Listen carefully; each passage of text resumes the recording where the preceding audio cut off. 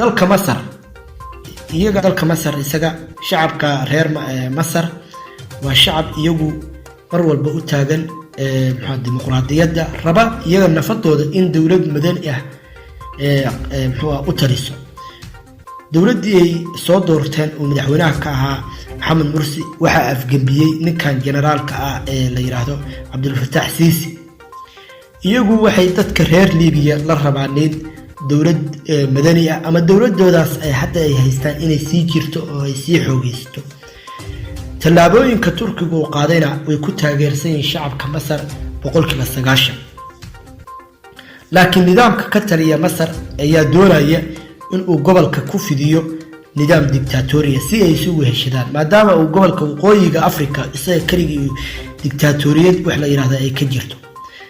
in uu Suudaan ku fidiyo oo Liibiya ku fidiyo